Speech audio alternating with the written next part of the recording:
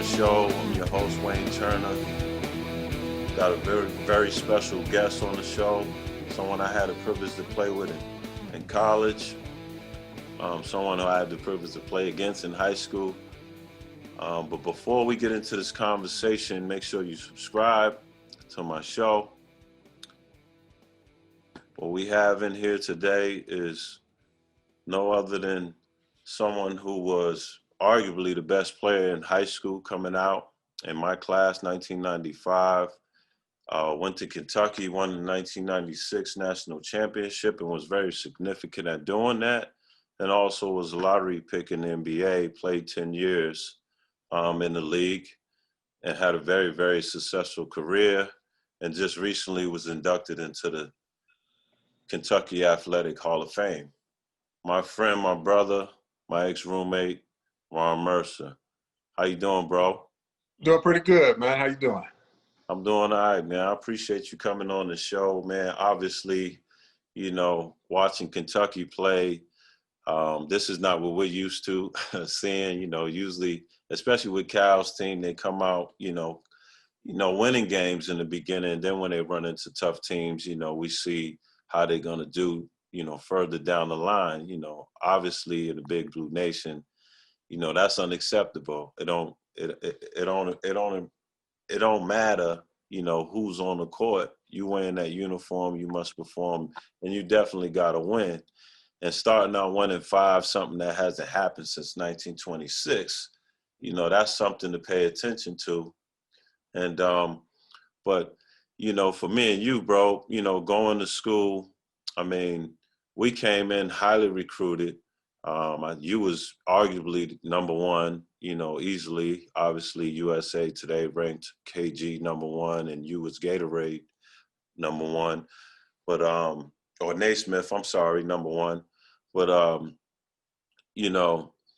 coming from high school, going to college was definitely, a big adjustment. But before we get into that, I've always wanted to ask you, something that was going through my mind. Like, I never knew who inspired you to play basketball. Like, who encouraged you? Like, I had a cousin that encouraged me. Like, what was your decision to play basketball? When did you decide that you wanted to be a college basketball player and then a pro?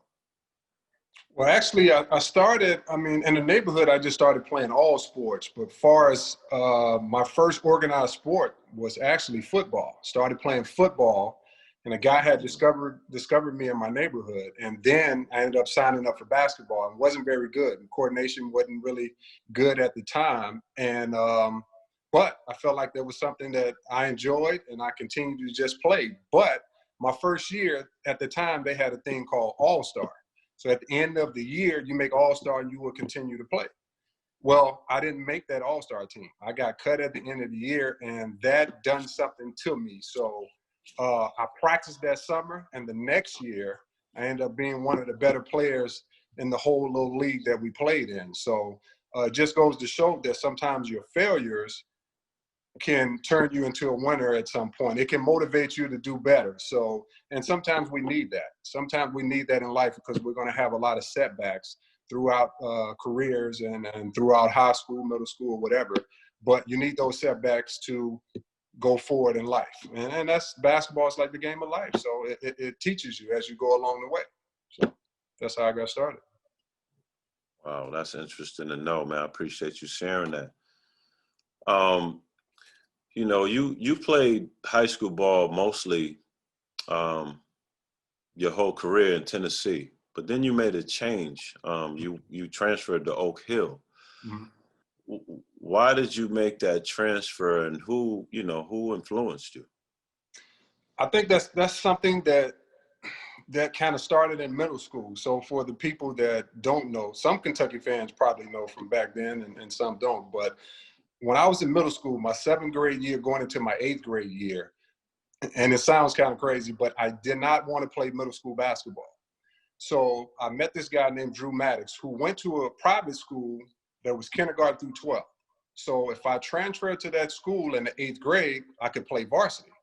So that's what I did because I wanted more competition. So I went to this school called Good Pasture from 8th through my junior year. So my senior year, I wanted more competition. I always wanted to play against the best. And that school would provide that. So I transferred schools my senior year just so I can play better competition. So that's just my mentality growing up. I've always wanted to play the best, no matter what. Whatever the competition is, I have to face that. And that played a big part of me going to Kentucky because, once again, I wanted to play with the best and against the best every day. So that's how I got to that point. It started when I was younger. So, yeah. Right. No, that's interesting. I always wondered because I know you was at, we read the papers, USA Today, and your school was one school, and then you went to, it's not like you did an extra year. You didn't do a prep postgraduate. You just graduated right after 12th grade. So, during those times, people went to schools like Oak Hill after they went to their, Right. their regular high school, and you did it differently. So I just always wonder why you moved, and I appreciate you even saying that. Yeah. Obviously, you was recruited by pretty much every college in the country. Who did you narrow it down to, and who had the upper hand in your recruiting when you narrowed it down? So my choices at the time, it came down to two schools, University of Tennessee and Kentucky. So the University of Tennessee, my whole family's been UT ever since I was younger. Whole family, that's what they represent. I was a big Allen Houston fan, Wade Houston fan, which is his dad. He was the coach during my freshman, sophomore year. But he left by the time I got to a senior. So that's something I was leaning towards. And plus, some of the guys that were on my AAU team was actually going to UT. So they actually had an advantage, but my competitive spirit of me wanting to get better every day, play against the best competition, and Kentucky had that. Not only that, I felt like they had the best coach in the nation. They had the best style of play that fit my basketball skills. But at the end of the day, I wanted to play against the best. And when you look at that Kentucky team before we got there, they were really good. And then once we got there, I really seen how individually these guys were. They were really good. So just the competition, man, is just knowing. And not only that, best fans in the nation. I mean, to go to a Kentucky game when you're in high school and just see that gym and just see all blue and the fans and the knowledge that the fans have, how can you turn that down? So that's what it came down to, University of Tennessee and Kentucky. And why Kentucky and not Tennessee? Best fans? Everything. Best fans, competition, coach, style. I think everything that I was looking for, it kind of checked every box. I think the only thing that slowed the process down, of course, coming out of high school, you want to start. And I believed in my skills of starting, but I was a big Roderick Rhodes fan, and I knew that this guy is good. Like this guy's going to start. He would start over me, and that's the way I looked at it. And I didn't know. And there was some talk that he might be leaving or whatever it may be. So I didn't know what was what. So, but I knew that the guys that was already there and was playing that position, like they were good. They were really, really good. So. Yeah. And you end up going to Kentucky, and then, you start 13 games. After 13 games, you went to the bench. I mean, how did that make you feel? Because that, I know that had to be, kind of mentally tough to go through. But how did you, what was you going through those times? Man, that was tough. Actually, for me, being a young guy at the time, it was tough. It was disappointing because, you started those games and then all of a sudden now you have to take a step back. That's how you see it as a kid, as a teenager, that you're taking a step back, but you're actually helping the team. And I can remember Coach telling me like, hey, Ron, listen, you're better coming off the bench. I want you going against some of those other guys coming off the bench. Now, did I really understand that at the time? No. You just have to deal with it, had to continue to practice and play hard. And Coach would always tell me, your time is coming, just wait. your time is coming. Just continue to work hard. And that's what I did. But in the beginning, it was tough, but it was best for the team for me to come off the bench. So, yeah. Now, what were some of the things like he was telling you to work? Like, I mean, when I was in, obviously we all practiced together. I saw you practice, competing. We all competed for positions every day for playing time. We was competing on that team every day. Mm-hmm. What were some of the adjustments that you had to make as a freshman? Because obviously those guys were a lot more experienced than we were. Yeah. Derek Anderson, even Allen Edwards had 1 year, ahead of us. Like, what were some of the things that you really had to focus on that you hadn't, it wasn't really your focus in high school? Yeah. Well, I mean, I think the hardest part for me, and it took the whole year, is the defensive part, the defensive schemes, the press, the half court defense, those things, because in high school, just like you, we could score the ball. We had no problem scoring, but it was a different philosophy as far as defensive wise. And we had to get that first, and that was a struggle. So I had to really focus on that. And then on the offensive end, I felt like I can score with anybody, especially in the second unit. And I'm playing against the second unit guys, can definitely, score against them. So it was just a matter of putting everything together, but it took the whole year to get those things together. But at the same time, you have to sacrifice something. Each individual has to sacrifice something for the ultimate goal, which is to win a national championship. And that's what we were able to do. Everybody sacrificed. Antoine, from yourself to everybody, had to sacrifice certain parts of their games to get to the ultimate goal. So, and that's what I had to do. And this is just a question because it came to my mind just now. Like, how much did individual instructions help you? Like, how much did that play into a role of you going to Kentucky? Because it was so important for me. Man, it helped my game out a lot because I relied off of athletic ability and speed, and not really just individual work. So to be able to know and get up certain amount of shots and just to do skill works, come off screens, one-on-one, all the things we worked on in individual, that helps a lot because we don't have time to do that while we're practicing.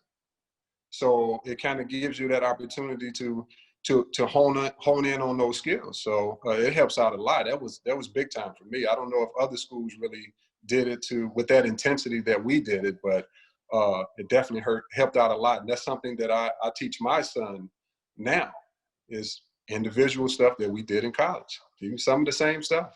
So, yeah. Right.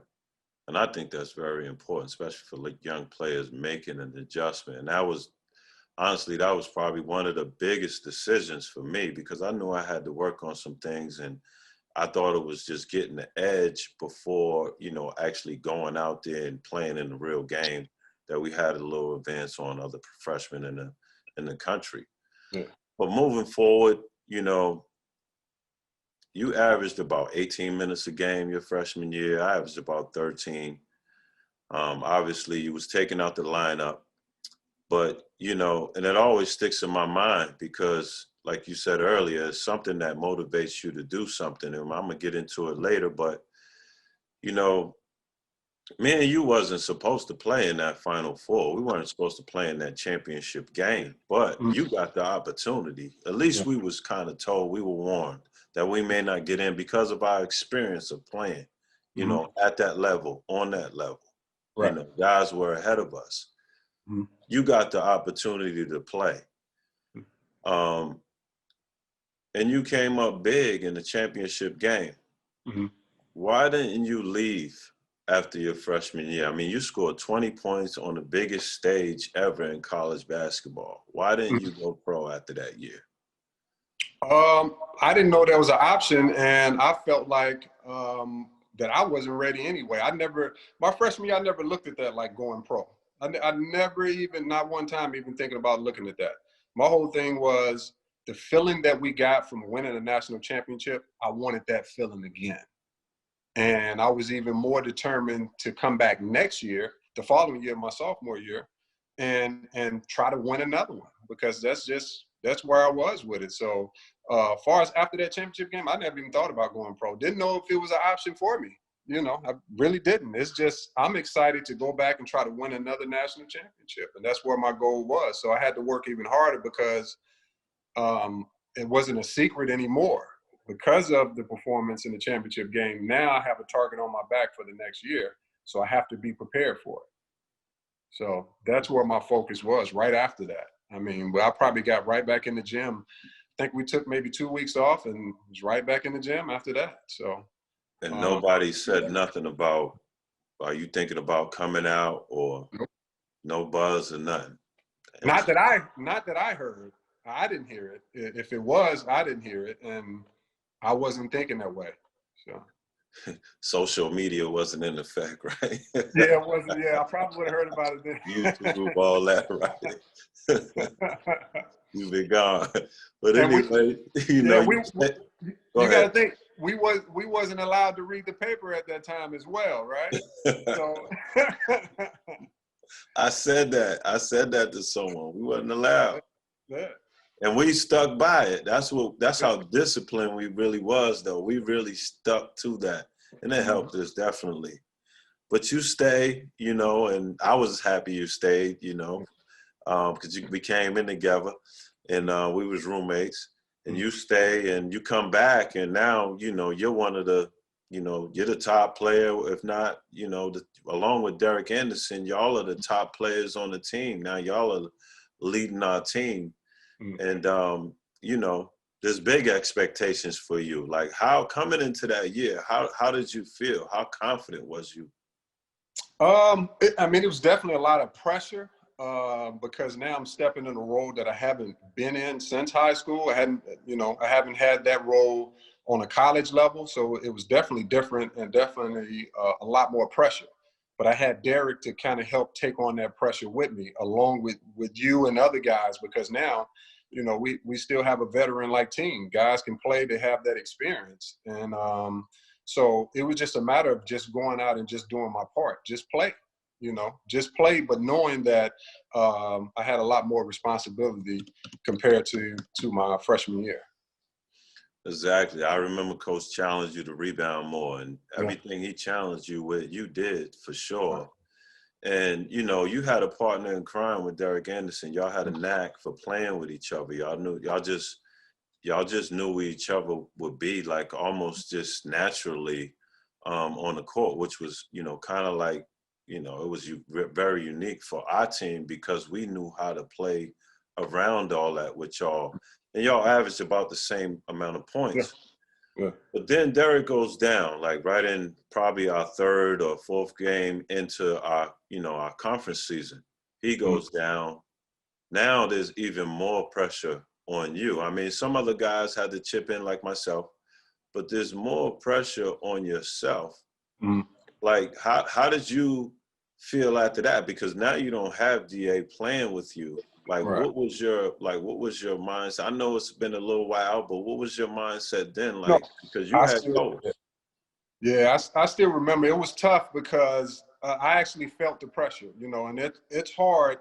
And you can probably go back to other guys that were number one options on the team and from other teams in the past. But that pressure is something else. It's totally different. It's not like at other schools. This pressure was something different that I've never felt before because you had to go out and you had to perform every night. You couldn't really have an off night. And if you did, you had to make sure you make up for it on the defensive end. But I faced a lot more tougher defenses, double teams, things like that I had to figure out on the go. You try to prepare for it with film and things like that, but when you're actually out there, it's a lot more pressure. And then you start hearing, even though we were supposed to stay away from the papers and things like that, I would always hear that, okay, well, Kentucky's going to lose in the first round or the second round when they get to the tournament. And that always affected me because I'm like, okay, well, whoever is saying this don't have confidence in me, so I have to show. So I really have to go out and perform. So it was a lot more pressure than people would know. And so I just tried to take it as long as I could and just, perform as best as I could. But you need your teammates to do those things. So I think everybody stepped up as a team together, but I definitely felt the brunt of the pressure individually to perform. Definitely. And you definitely did perform, and it was very, very impressive to me because it rubbed off on me watching you, you know, do your thing. Obviously, we came in together as McDonald's All-Americans, and you know, I wanted to make sure I was contributing as well. But something unique happened for you, like kind of like right after a Tennessee game or something like that. It was in conference season, and you know, coach was like, okay, well, we got to make this announcement about, because you're leaving after your sophomore year. And for me, I just thought that everybody was supposed to make their decision, you know, after the season, and you made it kind of like right in the middle. And I just felt like that would put even more pressure on you, because now you had to prove to the scouts that you could actually play at that level, and you Right. was able to carry a team without Derek Anderson. Right. How did you do, like, you performed, you handled it. I mean, I don't understand how you didn't, you know, I don't know how I would have handled that. Yeah. So how that process happened is, I don't even know if you knew this. So I don't even know if I told you this or not, because I had to pretty much keep it a secret till I got back on campus. So I had a conversation with Coach. So during that time we had Vanderbilt and then Tennessee on the road. So when we were at Vanderbilt, we had a conversation with my mom and Coach, and he kind of broke down what was going on in the NBA, the rules changing, where I was ranked at the time, and it was probably best for me to go ahead and leave at the end of the season. The reason why I announced it after the Tennessee game, which was, it was two reasons. One is to let the pro scouts know that I'm going to be available, so they will know that I'm coming out. Number two, which I think is the main reason why Coach wanted me to do it, was senior night. He wanted me to celebrate and go out on a good note on senior night, on our last home game. So I think that was the motivation behind it. It wasn't that I announced, or I was ready to go, or I said I was going to leave. No, I had to make a decision based upon where I was ranked at the time, and putting in factors that if I got hurt or anything like that, along with the rules changing in the NBA. So those combination of things kind of made that decision to go pro. So I don't know. I don't even know if you knew that. Did I even tell you that? I know I had to keep it a secret. So, okay. So, yeah. I didn't know. I didn't Yeah. know that. But I remember you on senior night going out with those guys, Anthony Epps, Jared Prickett, on their senior night. You know, I think you even got your jersey in the frame. Yeah. You ever So get and I definitely want to thank Coach for that, because he was thinking ahead of time, and he definitely wanted me to go out just like a senior would be, since that would be my last home game and things like that. So I definitely thank Coach Pitino for thinking ahead like that, because I wouldn't have thought that far ahead to do those type things. So, but that's basically how that came about. And then I had to get refocused and then go into the tournament from there, knowing that, okay, I am going pro at the end of the year. So now it's even more pressure to perform, try to get to the championship game and try to win another championship. So that's everything just kind of hit all at once in 1 week. So, yeah. Wow. Yeah, nah, I never knew that, bro. Wow. Yeah. That's interesting. But that's kind of cool how he did it. I mean, Yeah. I feel like it definitely made you. It probably took, you know, sound like it took a little stress off to know that, you know, that was going to happen, so you could focus on the season. Right. Definitely a good thing on Coach's part. Yeah. And then you get drafted, you know, 6th pick. I mean, and then you end up, Coach ends up drafting you. Like, how did you know he was going to draft you? Did you have any in? I did not know. I did not know at the time, because I didn't work out for them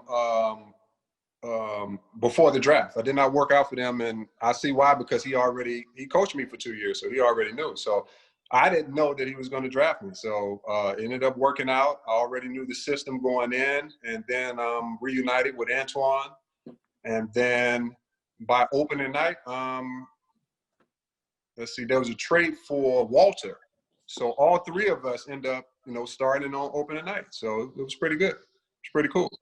Right. And I was going to ask you, how was that, you know, knowing that Walter was there, knowing that Twan was there, guys you've won a championship with, like, rookies are supposed to have it hard. You Yeah. look like you made that smooth transition. You was used to guys playing. How was that? Did it feel like you were still kind of at Kentucky again? Your coach, Uh, coach at Kentucky. from a practice standpoint, I felt like I was at Kentucky because we were doing doubles and all that stuff we was doing at Kentucky, we was doing in the pros. We was practicing 2 times a day, not only in training camp, but sometime during the year. So, yeah, during that point, it felt like it. But the games, playing, 70-something games or 80-something games, including preseason. So you get to a point where you hit a wall halfway through, and you just have to fight through it, and along with the traveling. So that was the big adjustments is mostly the traveling. But from a physical standpoint, it was tough because a lot of the guys were bigger than me, as far as 2 guards, stronger than me. So I had to make that adjustment on quickness and try to study film and things like that to try to get an edge. So it was definitely tough, but I definitely enjoyed it. Yeah, just moving forward, and I was happy to see y'all in Boston. That was kind of crazy for me because I'm from Boston, so seeing you guys and being able to go to I actually watched Twan play.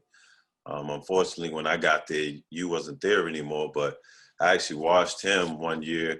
I came home, then it was another year. I came home and hung out with you guys. It was all so weird for me because we was all in Boston. I would never had pictured that. And I just thought it was unique. And everybody would be like, man, aren't those your boys over there with the Celtics, man? You don't speak to those dudes? I was like, yeah, I speak to them, but they pros, they busy, So, yeah, I used to always get that, and then Walter would say, man, you got about 100 cousins. Yeah. Yeah, every time, man, I'm Wayne cousin, man, I'm Wayne cousin. That's all we used to hear. Yeah. Yeah, but that was cool, man. Everybody, I got a lot of attention then from you guys. I tell you that much. But we gonna go ahead and move forward, and you have a great college career, obviously a great pro career as well. This year we end up getting inducted into you end up getting inducted into the Hall of Fame along with myself. Yeah. How was that moment for you? Like, I know we was all on the call, but how did you feel? It was a virtual call, so no one couldn't really, we couldn't, actually be around each other. But, how did you feel after, Mitch Barnhart let us know that we was getting inducted? Man, it was special because, each throughout the years you would see, guys getting inducted or whatever. And it was like, man, you're happy for those guys. And you always have it in the back of your mind, man, is, did I do enough to get inducted? And when I found out, I mean, it was a great feeling. But then to take it a step further, when you got inducted at the same time, that means so much more to me because we came in together, We came into class together. We were roommates. We did everything together. So to be inducted the same time as you're being inducted, it's like the icing on the cake for me. Because that's how we started. That's exactly how we started. We did everything together in college, man. So to see us both going in at the same time, I just appreciate the committee for doing that. I don't know if they was aware of all that. I'm pretty sure they was aware that we were roommates. Obviously, we were on the same team. But I definitely want to thank them for doing that because that means so much to me just to see the growth and everything that you went through when you was at Kentucky for the 2 years. Just, that's just special, man. So it's icing on the cake for me.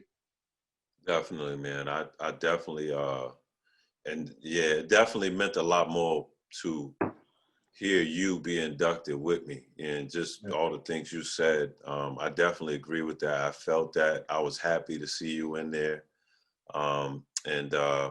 Yeah, man, I'm like, okay, well, they pushed our they pushed our induction ceremony back, because of the COVID-19, obviously, and they're trying to work it out. We still don't know the exact dates, but just wanted to ask you, how you feel about the induction and,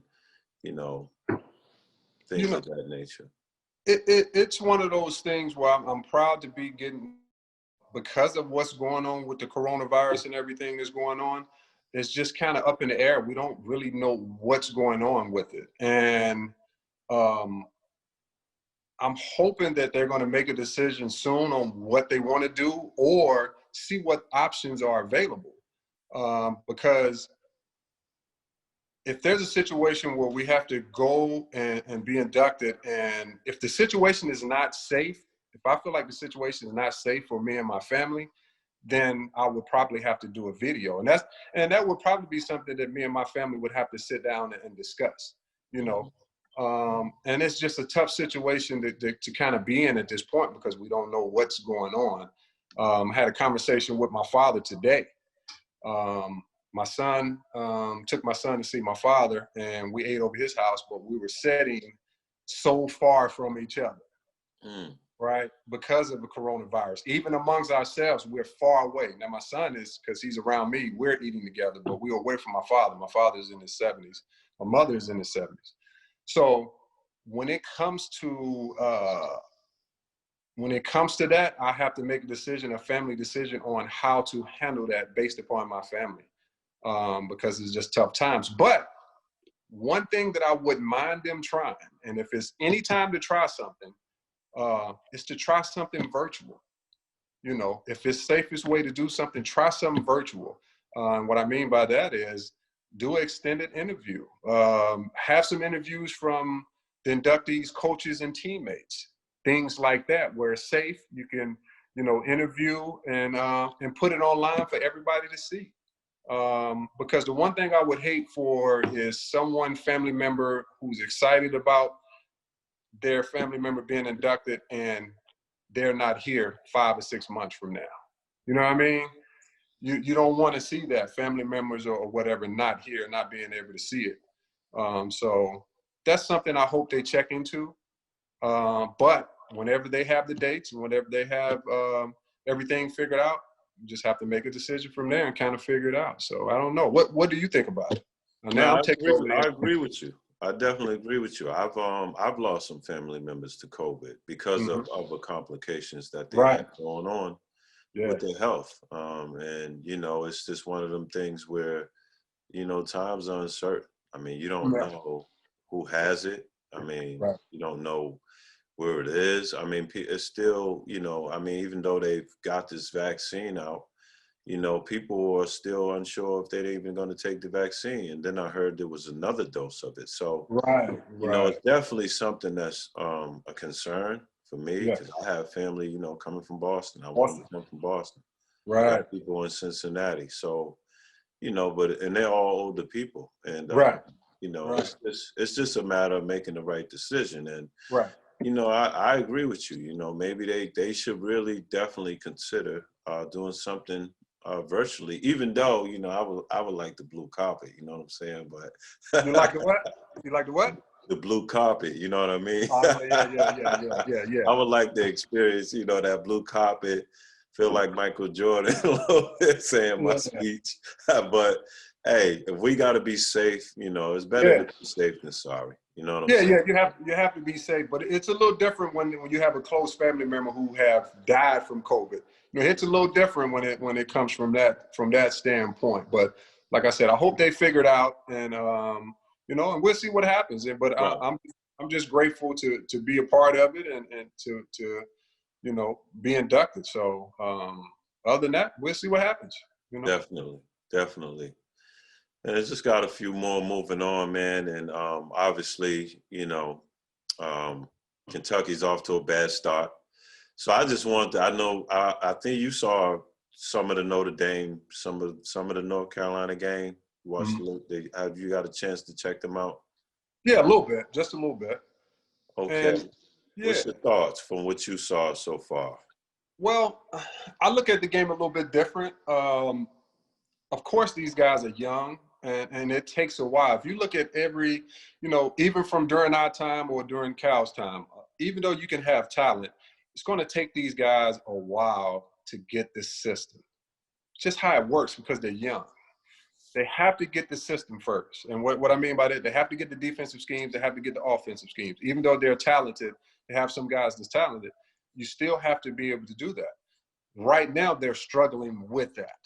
And until they get it, that's what's going to happen.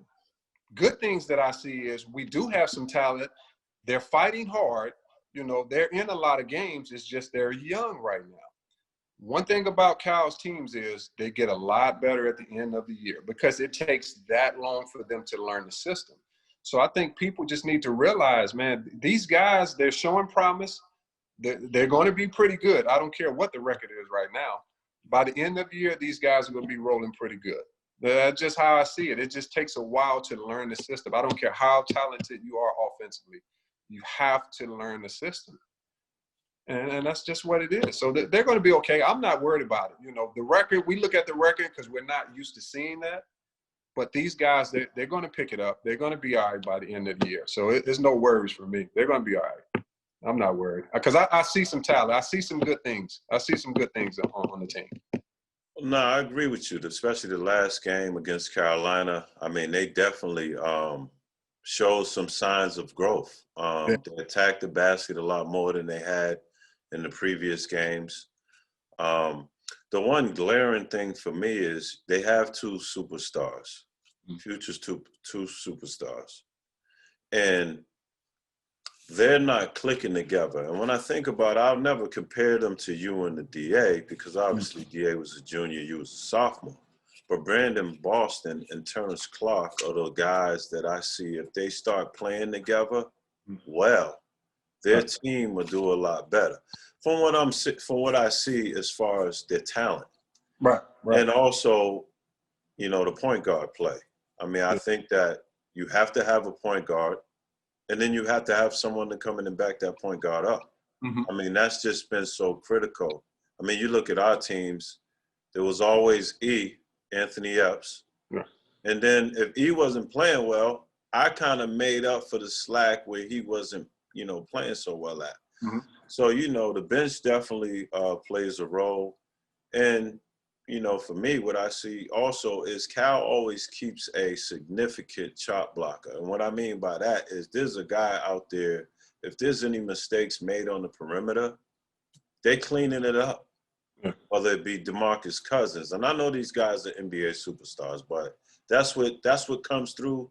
That's what had been coming through Kentucky, you know, the past 10 years. And I can go back to Nerlens. I mean, Nerlens wasn't the biggest physical guy, but he blocked shots, though. Like, he made it a habit. And there are some guys with that potential on the team, but they, in my opinion, they're just not – that's not a priority for them. I don't think they see that yet, like a guy like Olivier Sarr, and especially a Toppin who comes off the bench and, you know, just fills in as a sub. Like, I feel like he's not coming in with a defensive mindset. And you hit it on the nose. You know, the learning the system, you know, that was one of our biggest challenges as a freshman, just coming in and actually learning the system. Because I don't know if you noticed against Carolina, they doubled down a lot. They were trying to double. It was sometimes a hard show, sometimes a double. But out of the double, something that I remember like yesterday, I had trouble with the rotations out of the double as a freshman. Yeah. You know, it was hard because the communication's important. Right. Yeah. And then you got to know where to go and be able to make that proper closeout and try to stop the guys on the perimeter. So I'm with you. I think they will improve. Yeah. Oh, yeah. And get better. But this is the question. Now that we're about to get into conference play, obviously they got Louisville coming up this weekend. Mm-hmm. Can they still make the tournament? Because this is a rough start. And there were some teams that they lost to that no one ever predicted them to lose to. Yeah. Like a Richmond, like a Notre Dame. Yeah. I mean, Carolina has tradition. They're going to fight. But losing to Richmond could really hurt. Do you think they'll wake up? Well, Cal will get them and his staff will get them together in time for conference to be ready to make the tournament? Do you think they'll make it? I think they're going to be all right by the time we get to conference because right now is, you know, get all the mistakes out the way, get the learning curve. Let's just go ahead and get all the mistakes out the way now, jump on track, And once we hit conference tournament, once we hit the conference, I think we're going to be all right. We should have stuff together by then. We should be getting to the point now where we're learning the rotations, we're learning the systems, we're learning what our role is. Right now, guys are still figuring out what their roles are. And the SEC is not as strong as it was before. So I think we're going to be okay. I mean, you still going to have Tennessee is still going to be really good. Auburn, you still got a couple of teams that is going to be really good. But I think we're going to be okay. I believe that we're going to be all right once we get in conference play. And around this time, bro, like, these guys, it's funny because these guys get to go home sometimes, like during Christmas and stuff. And, Right. The 2 years you were there, the 4 years I was there, I never saw home during the holidays. Yeah. We always practice. And, I think they get a little break probably after the Louisville game. I'm not sure, but we never went home before that game. Right. And, this is the time to get better. Yeah. But if you're John Calipari, like, what do you do to prepare them during this time? There ain't no school. You know what I'm saying? There's no schoolwork. All of this is basketball. Yeah. What do you do to improve your shooting? We're not shooting it well. Like, how do you get these guys to get over the hump now when they don't have to worry about school anymore? It's just all basketball. You got to stay in the gym. You have to get in the gym. You got to go over the film work. You got to practice. You have to get to the point where these guys have to learn their rotations and learn their role. And that's just something that's just going to take time. It's not a manual for it. Like, when you have young guys like that, they got to play in the games to get it. They have to practice a lot to get it. And they just going to have to learn as they go. That's about the only thing you can do. But they have to lock in. That's one thing they have to do. They have to pay attention. They have to lock in and be ready to practice every day. And I just think that people just have to believe in the system and know that the system is going to work, but the system can't work until these guys learn it. They have to learn it. It's just a process. And, we go through it every year, not like this year, but we go through a learning curve where guys get a lot better as the season goes on. And by the end of the year, we're ready for tournament play. We're a lot better than what we were at the beginning of the year. That's just how it is. And people just have to be patient and just know that Calipari will have these guys ready. It's just going to take time and just have to believe. And I believe that they're going to be ready. Yeah, absolutely, man. I'm definitely with you. I've been on Cal's staff, and I saw how hard he worked as a coach. I saw how he prepares the guys offensively, even defensively, and the staff. I mean, I think the staff, even though the loss of Kenny Payne, I think he still has a great coach in Bruiser Flint who knows the game. He's been around the game for a long time. Obviously, John Robick and Tony Bobby's been head coaches. So they definitely have the staff to prepare these guys with everything they need to prepare with. And, I'm with you. Like, I definitely see them growing a lot more. Yeah. I think they'll get a little more connected because, obviously they're going to be around each other and not having to be away from each other with the schoolwork going on, with this virtual stuff. And, I would definitely advise them to try to find some bonding things. We bonded. We were able to bond. And that kept us connected. We went out, we bowled. Obviously, nothing's open now. And that COVID is taking effect. Taking a lot away. Like, bro, I mean, the crowd played a role. Like, I mean, however people want to say it, like for you, I know for me, when I got in, I heard the crowd, like, how did you feel? You know what I'm saying? When you heard that crowd? Hey, I hear everything. So not only the crowd, but I'm hearing coach yell at me all the way down the court. Like, I hear everything. So it's like, it's tough. People have no idea how tough it is playing in front of 20,000 people, and they can see every mistake that you make. And then coaches letting you have it when you come to the bench for being taken out for making a mistake. So it's tough, man. And one thing I do want to say is, and people need to take in consideration with these kids now and with the team, not only with the COVID situation, you don't know what these young men are going through in life, period. Family members, whatever, health situations. We don't know this, you know what I mean? So people need to, take a step back and look at it and say, hey, man, this is a difficult time for everybody. Not only, athletes, and entertainers, man, it's tough. So with some of these young men, we don't know what they're going through. They have to learn a lot, you know, not only just basketball, but outside the court as well, man. So take in consideration of that and understand that, man, this is tough. And I think they're going to get through it and they'll be better off later on. But just understand, man, we don't know what these young men are going through, you know? So, yeah.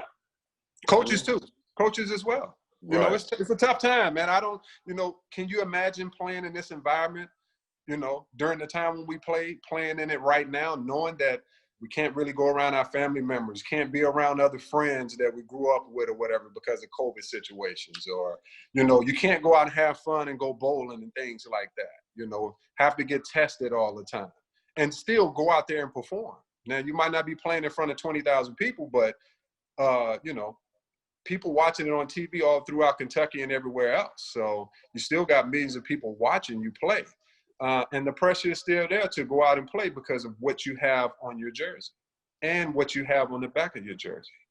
So people have to understand there's tough times right now. And you can only imagine, man, what, you know, I can't even imagine what these young men are going through and what the coaching staff was going through, because they can't do, some of the coaches can't do the things they normally would do if they didn't have COVID that's going on right now. So it's tough times for both players and coaches. So, you know. And I'm going to leave you with this last question. I promise you it's the last one. Yeah. You know, we both came in to Kentucky highly recruited. You obviously was on the first team All-American. I was second team. I believe Terrence Clark was in that same boat. And just as a freshman, like, he's coming in, and I see he's coming in trying his best, you know, trying hard. And obviously it's Kentucky. There's a big expectation. You've been in that field before. What advice would you give him, and even Brandon Boston to a certain extent, even though he's playing the best out of the two? What advice will you give him just as a freshman playing for Kentucky? As a freshman, I would tell those guys, man, to continue to work hard and bond with his teammates and believe in his teammates, because one guy can't do it. You know, right now, one guy cannot carry that load, and don't put so much pressure on yourself to take that whole load, because it's going to take the whole team for those guys to win collectively as a group. That's what it's going to take. So you got to sacrifice something right now, but at the same time, at the end of games and close games, those guys will be able to kind of show their talent when their time comes or when it's needed. The only thing that kind of hurts, the only thing that the advantage that we had that these guys didn't have is we had veteran guys. We have seniors like Tony Delk, Walter McCarty, Mark Pope. Those guys, we were learning from them every day. And so we learned a lot. Those guys don't have that because so many guys come 1 or 2 years and they're gone. So those guys just have to be patient, believe in Cal and the coaching staff, and know that their time is going to come, and just go out and just have fun, enjoy the game, and practice and play hard. That's about all you can really do. Yeah, I definitely agree, man. Just be a sponge, you know, work hard, believe in your coach, trust the system, and you know, continue to work hard. I mean, believe in your teammates, trust them, because I feel like even though it was your sophomore year when DA went down, you trusted in us. A few of us that was called to, you know, contribute, like myself, Cameron Mills, even Allen Edwards had to play multiple positions. Yeah. But you showed that trust for us when we came into those roles, and it actually helped you perform even at a higher level once we got to the tournament. So I definitely hear what you're saying, bro. I appreciate you even sharing that for these guys. You know, obviously, I'm always gonna be blue. I'm always gonna ride with them, regardless. You know, Oh yeah. this ain't the first team where Cal, you know, has some struggles with. People forget about, you know, the team that had to play in the NIT, but you know, this is not, in my opinion, this is not, you know, an NIT team. This is definitely a tournament team, and at some point they're gonna figure it out. But I appreciate you coming on, bro. Appreciate it. Thanks for doing this with me. Everybody that listened in, Make sure you subscribe and listen to the Burner Turner Show and the conversation.